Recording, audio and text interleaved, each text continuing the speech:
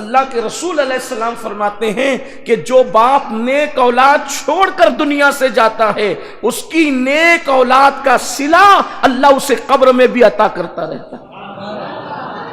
سارے اعمال ختم ہو جاتے ہیں، 3 چیزیں باقی رہتی ہے دنیا سے جانے کے بعد بھی۔ نمبر 1 صدقہ جاریہ، آپ نے کوئی ایسی نیکی کا کام کر دیا کہ لوگ اس سے فائدہ اٹھا رہے ہیں، جیسے مسجد بنا دی، مدرسے بنا دیے، بورنگ کھدوا دی، نل لگا دیا، کوئی ایسا کام، اس کو صدقہ جاریہ کہتے ہیں جس سے لوگ فائدہ اٹھاتے رہے۔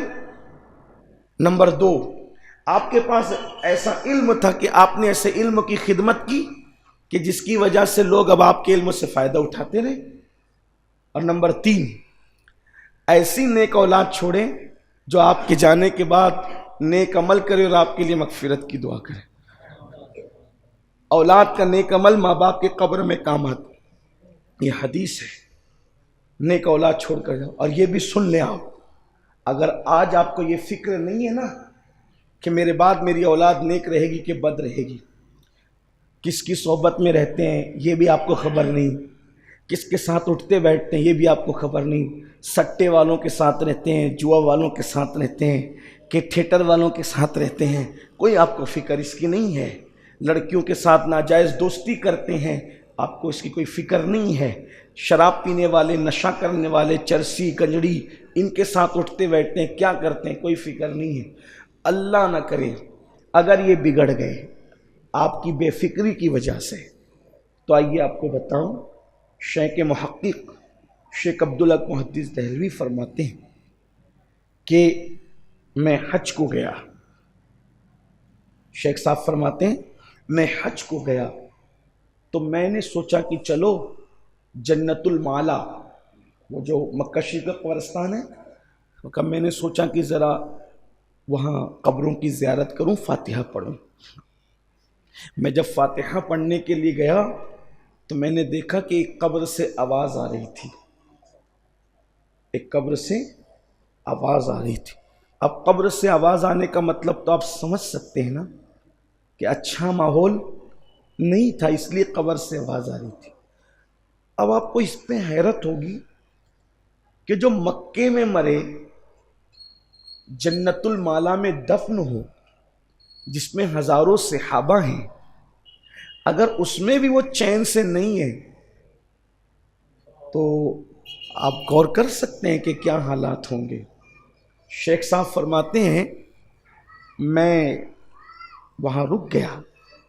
اچھا قبر سے آواز آئے تو ہم تو بھاگ جائیں گے، لیکن یہ اللہ والے لوگ ہیں تو یہ کہتے ہیں کہ میں رک گیا وہاں، رک کر میں نے کہا اے اللہ کے بندے، تو جنت المالا میں دفن ہے جہاں ہزاروں اصحاب ہیں، حضور کی پاک ازواج ہیں، بڑے بڑے اولیاء اور اصفیاء ہیں، تو کیوں بے چین ہے، کیوں تڑپ ہے تیری قبر کے اندر، تجھے سکون کیوں نہیں ہے؟ اس نے کہا عبدالحق، میں وہ خوش نصیب انسان ہوں کہ میں حج کے لیے آیا اور حج کے سفر ہی میں میری موت ہوئی اور مجھے اللہ نے مکے جیسی سرزمین میں دفن ہونے کا شرف عطا کیا۔ غور کرنا، یہ کسی شرابی کی بات نہیں کر رہا ہوں، کسی جواری کی بات نہیں کر رہا ہوں، کسی حرام کھانے والے کی بات نہیں کر رہا ہوں، کسی لڑکیوں سے حرام تعلقات اور ناجائز تعلقات قائم کرنے والوں کی بات نہیں کر رہا ہوں، اس بندے کی بات کر رہا ہوں جس کو اللہ نے سفر حج میں موت دی۔ اور سفر حج میں موت کا مطلب کیا ہے؟ جو سفر حج میں مرے گا اللہ تبارک و تعالیٰ قیامت تک اس کا ہم شکل ایک فرشتہ پیدا کرے گا جو اس کی طرف سے ہر سال حج کرے گا اور اس کا ثواب اس کو ملتا رہے گا۔ بلکہ ہمارے بعض بزرگوں نے تو یہ فرمایا کہ جو سفر حج میں مرتا ہے اللہ تعالیٰ اس کو ہر سال حج کرنے کا شرف عطا کرتا ہے۔ بہت بڑی شہادت ہے یہ، بہت بڑی شہادت۔ اچھا سفر حج میں اگر کوئی مرے، یہ بھی توجہ کرنا، ضروری نہیں کہ مکے میں دفن ہو۔ سفر حج میں مرنے کا مطلب کیا؟ مالیگاؤں سے نکلا، پٹنہ شریف کے پاس ہی مر گیا تو اب بھی وہ سفر حج میں مرا۔ کیوں؟ اس لیے کہ بستی نظر سے اوجل ہوئی، اس کا سفر شروع ہو گیا۔ تو بلکہ اگر آپ اور گہرائی سے دیکھیں، اپنے گھر سے نکلا، اپنے حج کے ارادے سے گھر سے نکلا اور 2 قدم پہ مر گیا تو بھی سفر حج میں مرا۔ اگرچہ اس کا بھی شرعی سفر شروع نہیں ہوا، لیکن اس حج کے ارادے سے تو نکل گیا نا، تب ہر قدم پہ کروڑوں نیکیوں کا ثواب۔ یعنی حج کی راہ میں مرنا کتنی بڑی بات ہے۔ لیکن اب دل کے کانوں سے سننا، شیخ صاحب سے وہ کہتا ہے کہ میں وہ خوش نصیب ہوں، اس پہ تو بہت خوش نصیب ہوں کہ میں سفر حج میں مرا، اور پھر اللہ نے مجھے مکے جیسی نعمت دی، وہ زمین دی، جنت المالا، بڑی عظیم جگہ ہے جنت المالا، جہاں میرے نبی کی وہ پیاری پیاری زوجہ پاک آرام کر رہی ہے، جس کے بارے میں آقا فرماتے ہیں، خدیجہ اللہ تیرے چہرے کا نور اور بڑھائے، جب میں تجھے دیکھتا ہوں اور تیری تسلیاں سنتا ہوں تو میرے دل کو سکون مل جاتا ہے، کافروں کے تانے میرے دل سے ختم ہو جاتے ہیں۔ حضور کی وہ پاک زوجہ، سبحان اللہ، جس کو عرش سے سلام آیا کر، اللہ جس کو سلام کرتا تھا عرش سے، وہ ماں خدیجہ، ان کا مزار ہے، اور بھی بڑے بڑے بہت بڑے بڑے بزرگ وہاں آرام کر رہے ہیں۔ غریب نواز کے پیر و مرشد حضرت خواجہ عثمان ہرونی کا مزار بھی وہیں ہے، جنت المالا کے اندر، اور بھی اصحاب پاک ہیں۔ تو اس نے کہا کہ عبدالحق اے محدث دہلوی، اے اللہ کے ولی برگزیدہ بندے، میں نے سفر حج میں موت پائی، اور پھر میرے اللہ نے مجھ پہ کرم کیا کہ مکے جیسی زمین دفن ہونے کو مل گئی، لیکن قبر میں سکون نہیں۔ کہاں نہیں؟ مکے میں مر کے سکون نہیں، سفر حج میں مر کے سکون نہیں ہے۔ تو شیخ عبدالحق محدث دہلوی کو تعجب ہوا، یہاں سفر حج میں مر کے تمہیں تھا؟ کہا بس بات اتنی ہے کہ میں بغداد میں رہتا تھا، میرا شہر بغداد ہے، میں نے اولاد کی صحیح تربیت نہیں کر سکا، اپنے اولاد کی صحیح تربیت نہیں کر سکا، اور میرے بعد میری اولاد بگڑ گئی، اکلوتا ہی بیٹا ہے، بگڑ گئی میری اولاد میرے بعد، اور اب وہ پاپ کرتا ہے، شراب پیتا ہے، زنا کے اڈوں پہ جاتا ہے، نماز نہیں پڑھتا ہے، بس اس کی ان بدعمالیوں کی وجہ سے مجھے یہاں پر اذیت دی جاتی، اس زمین میں اذیت دی جاتی ہے، ورنہ میرے تو سب گناہ ہی معاف ہے، میرا کوئی گناہ میرے لیے نقصان دہ نہیں، کیونکہ میں نے سفر حج میں مرا تو اللہ نے سب معاف کر دیا، لیکن اب یہ جو پاپ کرتا ہے تو اس کی وجہ سے مجھے اذیت ہے۔ اے شیخ عبدالحق، اگر آپ مجھ پہ احسان کر سکتے ہیں تو میرا گھر فلاں فلاں مقام پہ بغداد میں ہے، جا کر میرے بیٹے کو بتا دو کہ مجھے اپنے عمل کی وجہ سے کوئی تکلیف نہیں ہے، لیکن میرے بیٹے کے جرائم کی وجہ سے، میرے بیٹے کے پاپ کی وجہ سے میں جنت المالا میں بھی بے چین اور بے قرار ہوں، اذیت میں مبتلا ہوں، کیا آپ مجھ پہ یہ احسان کر سکتے ہیں، میری اذیت اور میری تکلیف دور کر سکتے ہیں؟ اللہ اکبر۔ حضرت شیخ صاحب فرماتے ہیں، میں نے کہا میرے بھائی اگر یہ حالات ہیں تو میں مکے میں اب رکوں گا نہیں، جتنی جلدی ہو سکے میں تیری اس تکلیف کو دور کروں گا۔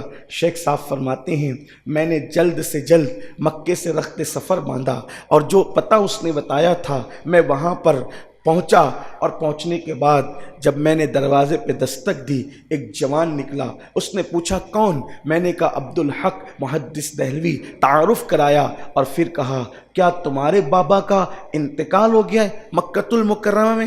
کیا تمہارے بابا کا؟ رہنے دو بیٹا، رہنے دو، بس چھوڑ دو، کوئی مسئلہ نہیں۔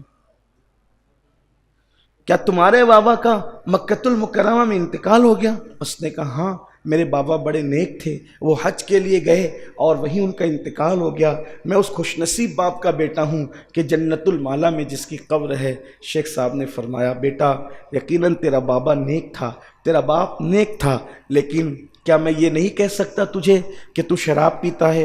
اس نے دیکھا، حیران ہوا، پہلی ملاقات میں میری شراب کی اطلاع کس نے دی؟ کیا تجھے میں یہ نہیں کہہ سکتا کہ تو بدکاری کرتا ہے، زنا کرتا ہے؟ تو اس کو اور حیرت ہوئی کہ چلو شراب کے آثار تو چہرے سے نظر آتے ہیں، لیکن بدی کا تعلق تو ایسا ہے کہ لوگ جان بھی نہیں سکتے۔ پھر کہا کیا میں یہ نہیں کہہ سکتا کہ تو نماز میں سستی اور غفلت کرتا ہے؟ اس نے کہا اے بزرگ، آپ سچ کہہ رہے ہیں، لیکن آپ کو کیسے پتا؟ تو کہا میرے بیٹے یہ بات مجھے کسی اور نے نہیں بلکہ تیرے بابا نے بتائی، اور سن یہی تیرے جرائم ہے، اس کی وجہ سے تیرے باپ کو قبر میں اذیت دی جا رہی ہے، بے چینی کی شکل میں، بے قراری کی شکل میں، تڑپ کی شکل میں۔ میرے بیٹے اگر تو یہ اعمال چھوڑ دے اور سچی توبہ کر لے تو تیرے نیک باپ کو اس کی قبر میں راحت مل جائے گی۔ اس نے کہا آپ ہاتھ بڑھائیے، توبہ کی، اور آپ کو میرے گھر مہمان رہنا ہے، آپ اتنے دور سے آئے ہیں، اتنا لمبا سفر کر کے آئے ہیں، اور میرے بابا کے لیے آئے ہیں، میرے لیے پیغام لے کر آئے ہیں، آپ میرے یہاں مقیم رہے۔ شیخ صاحب کہتے ہیں میں مقیم ہو گیا، رات کو سویا تو میں نے دیکھا وہ کہہ رہا تھا اللہ تجھے جزائے خیر دے، میرے بیٹے نے توبہ کیا کی، اللہ نے میرے رکے ہوئے درجات کو پھر مجھے عطا فرما دیا۔ یہ جو آپ کی اور ہماری سوچ ہے، میں نماز پڑھ لوں، میں گناہوں سے بچ جاؤں، میں آنکھوں پہ کنٹرول کر لوں، میں حلال کھا لوں، یاد رکھو میرے بھائی اگر اللہ نے اولاد دی ہے دو چیزیں ہیں، یا تمہاری اولاد تمہارے لیے جنت ہے یا تمہاری اولاد تمہارے لیے جہنم ہے۔ اگر ان کی صحیح تربیت کر کے دیندار نہیں بنائے، یہی 2 رکعت کا جمعہ والا نمازی بنایا اور یہی آپ نے گوشت کھانے والا مسلمان بنایا، تو آپ کتنے بھی نیک ہوں قبر میں آپ تڑپو گے۔